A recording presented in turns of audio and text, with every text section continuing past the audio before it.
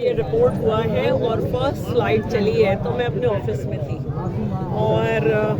جس طرح کی خبر تھی ہم کھڑے ہو جاتے ہیں جس طرح کی خبر دیکھ کے، تو ہم نے فوراً ہاسپٹل فون کیا تو ہاسپٹل میں اس وقت باڈی نہیں پہنچی تھی، اور جب ہاسپٹل باڈی پہنچی ہے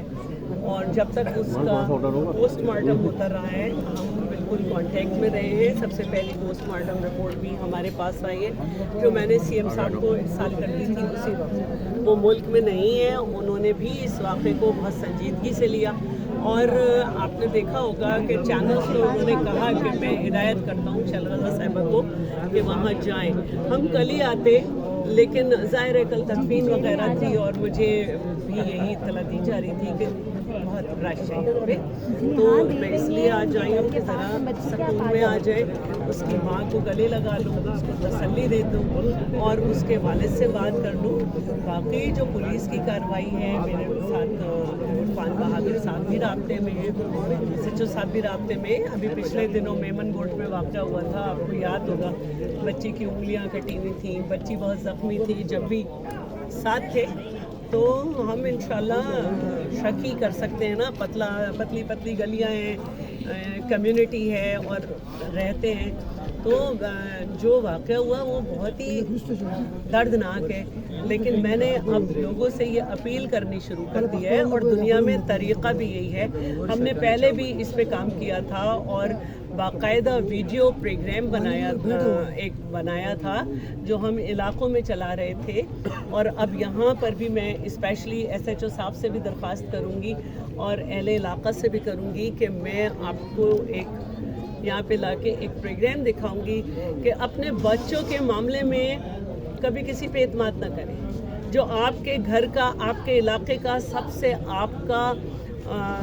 ٹرسٹ کا آدمی ہے، بھروسے کا آدمی ہے، کہ بچہ بھی اس پہ ہلا ہوا ہے، بچوں کے لیے سب سے زیادہ خطرناک وہ آدمی ہے۔ اب وہ وقت نہیں رہا ہے کہ آپ بچے کو اکیلا گلی میں بھیج دیں، دکان پہ چلے جاؤ، چاچا کے چلے جاؤ، ماموں کے چلے جاؤ۔ بہت خطرناک وقت ہے، بہت معاشرے میں بدلاؤ آیا ہے، تو اپنے بچوں کی حفاظت کریں، انہیں چھوٹوں کو اکیلا نہیں نکلنے دیں۔ اور جتنے بھی واقعات ہوئے ہیں وہ اسی طرح ہوئے ہیں کہ بچے گلی میں کھیل رہے ہیں، ادھر سے غائب ہو گئے، بچے کسی کے گھر جا رہے ہیں راستے سے غائب ہو گئے، یا یہ کہ کسی کے گھر گئے وہاں پہ کوئی واقعہ ہو گیا۔ تو بچوں کے معاملے میں کسی پہ اعتماد نہ کریں، اور آج ایک واقعہ ہوا ہے، اب یہ اہل علاقہ کی ذمہ داری ہے کہ اپنے بچوں کا خیال کریں، اور دیکھیں پولیس اپنا کام کرے گی۔ یہاں پہ موجود بھی ہیں SHO صاحب، وہ بتائیں گے بھی کہ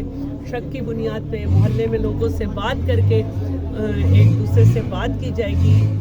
اس کے بعد کیس آگے بڑھے گا۔ لیکن گورنمنٹ آف سندھ بھی ساتھ کھڑی ہے، پولیس بھی ساتھ ہے، انشاءاللہ کہیں نہ کہیں سے پہنچیں گے اس تک اور اس فیملی کے لیے انصاف کریں گے، اور اپنے علاقے کے لیے آپ سے میں کہوں گی دوبارہ کہ اپنے علاقے کو محفوظ رکھیں، نظر رکھیں، کون اس طرح کے لوگ ہیں جو کہ یہ کر سکتے ہیں، یا آپ سب نے پولیس کی مدد کرنی ہے کہ بچی کس سے زیادہ اٹیچ، اس پہ آپ نے نظر ڈالیں۔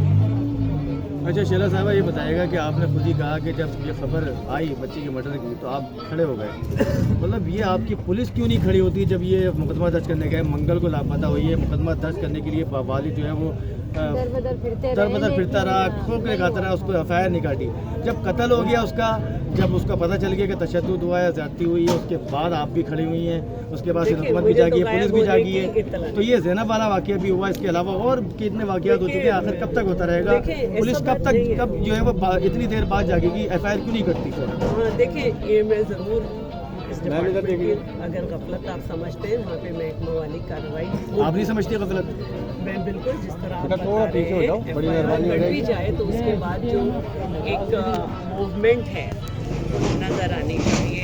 کہ کتنی دیر تک ڈھونڈا گیا، کہاں کیا محلے کی ٹیم کے ساتھ ڈھونڈا گیا، کتنی ٹولیاں بنائی گئیں، کیونکہ اب چائلڈ پروٹیکشن اتھارٹی بھی ہے ہمارے،